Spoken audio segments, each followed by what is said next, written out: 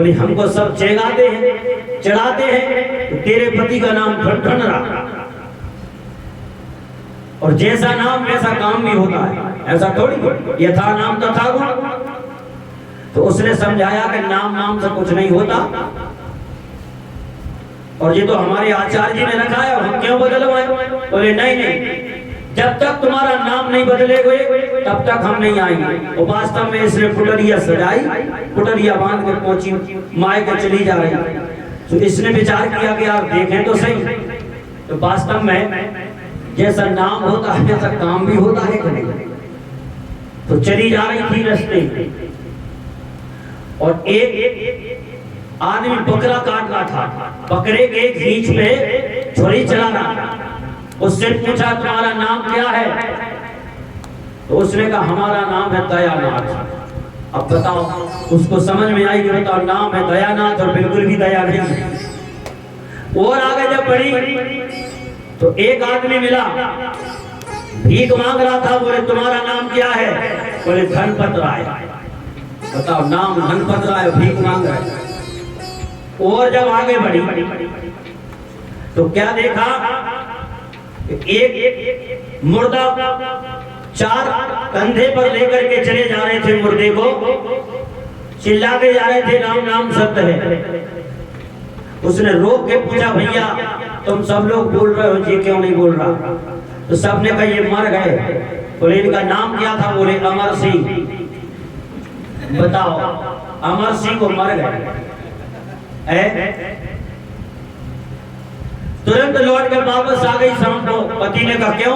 तुम तो वापस आ गई, कह रही थी जब तक नाम नहीं बदलेगा तब तक नहीं आएंगे। पत्नी बोली हमें पूरी बात समझ में आ गई। बोले क्या? बोले जब हम यहाँ से गए तो हमने परीक्षा की कि देखें जैसा नाम होता है वैसा काम होता है। तो बोली फिर क्या मिला तुम्हें? तो उसने कहा, बोले दयानाथ से काटे बुकरा और धनपतरा से मांगे भी, और अमरनाथ तो मर गए, इसे मोरो ठन ठन रही थी।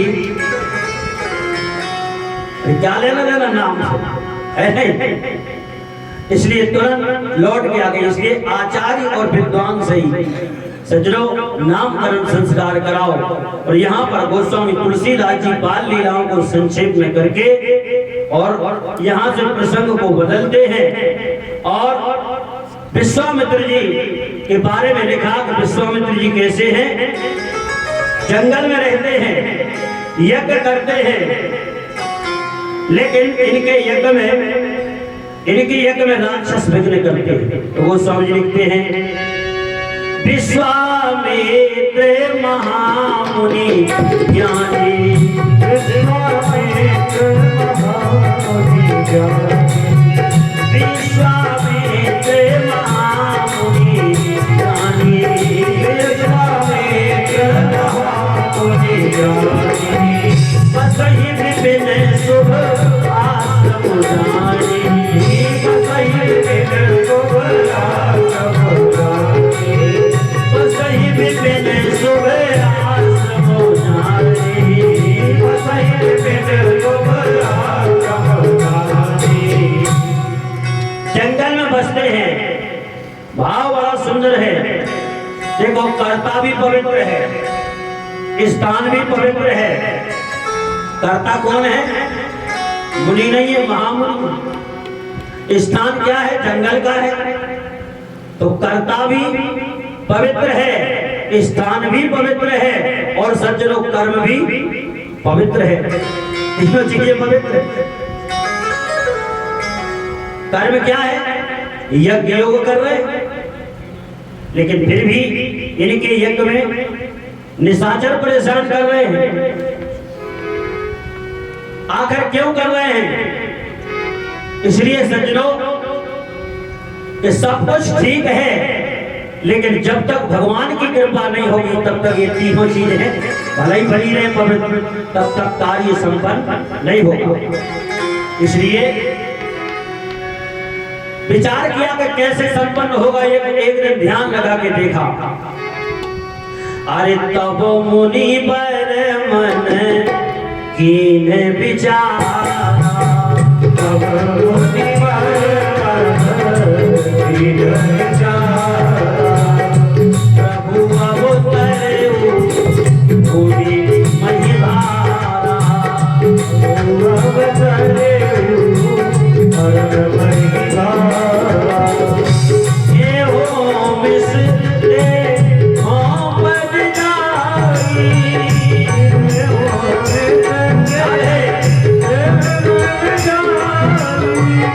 पर बिनती आनऊ तो भाई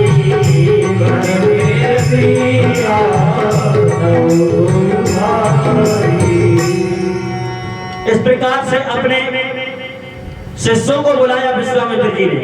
तो यज्ञ का कार्य तुम संभालना और सुनो, यज्ञ बंद रहना, आश्रम की व्यवस्था देखना, तब तक हम अयोध्या से वापस ना जाएं, तब तक यज्ञ कार्य बंद रखना, क्योंकि राक्षस अटैक करेंगे। और ऐसा मनोरथ करते हुए चले जा रहे थे। गोस्वामी जी ने लिखा, बहुविधि करत मनोरथ जात लाग नहीं बार, तो कर बच्चन सरजू जले गए भूप दरबार। कौन से रथ में बैठ के गए? विश्वामित्र जी। मनोरथ, मन के रथ के ऊपर गए। अच्छा, हमारा मन ही बिगड़ गया। हमारे जो मन के रथ है, मनोरथ हमारा बिगड़ गया है, इसलिए परमात्मा की प्राप्ति हमें नहीं हो पा रही। तो जैसा विश्वामित्र जी के मनोरथ करते हुए चले जा रहे थे, ऐसा मनोरथ हमारे जीवन में आ जाए तो निश्चित है परमात्मा की प्राप्ति हो जाएगी। इसलिए यह विधि करत मनोरथ जात लाग नहीं बार। हमारे जीवन की भी एक यात्रा है, विश्वामित्र जी की भी एक यात्रा थी, लेकिन विश्वामित्र जी की यात्रा क्यों पूरी हो गई वो पता ही नहीं चला। कर्म अज्जन सरजू जल गए भू दरबार। लेकिन हमारी यात्रा, ये जीवन की यात्रा में इतने टेंशन, इतने कष्ट क्यों है? इसलिए कि हमने कहीं न कहीं उस परमात्मा को भुला दिया है। इसलिए राम होना विसार बंदे, राम नाम विसार बंदे, राम नाम विसार बंदे, राम नाम विसार बंदे, राम नाम विसार बंदे, राम नाम विसार बंदे, राम नाम विसार बंदे, राम नाम विसार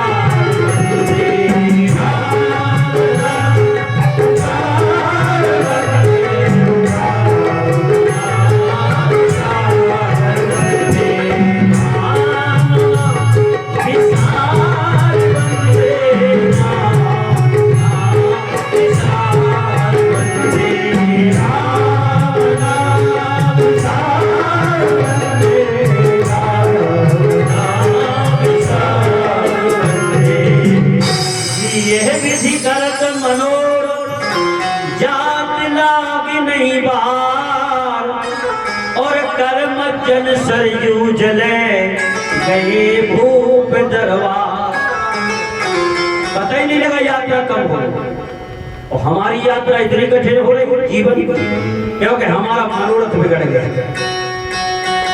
हमने अपने मन को संसार में फंसा दिया, लेकिन विश्वामित्र जी ने अपने मन को परमात्मा में लगा दिया, इसलिए यात्रा कब पूरी हो गई पता ही नहीं चला। अच्छा आप विचार करो, कथा में जब अपन बैठते हैं 3 घंटा का पता चलता है, क्यों? भगवान के चिंतन में, भगवान में आप अपना मन लगा देते हैं। अरे 3 घंटा क्या, ये पूरे 9 दिन निकल जाएंगे पता ही नहीं लगेगा।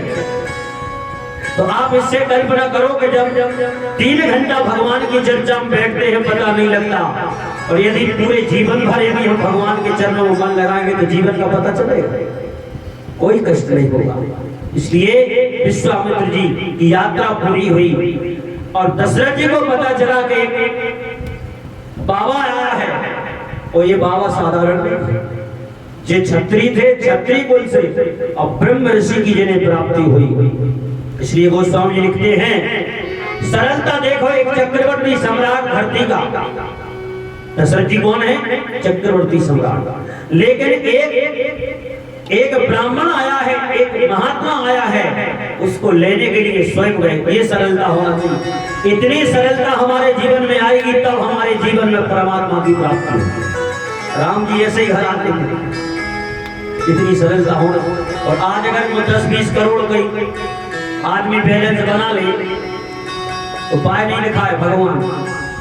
अच्छा बताओ गलत नहीं कह रहे, लेकिन यहाँ दर्शन करो मानस में एक चक्रवर्ती सम्राट दशरथ, एक महात्मा आया है तो दौड़ पड़े। गोस्वामी जी लिख रहे, मुनि आगमन सुनत जब राजा, मुनि आगमन सुनत जब राजा,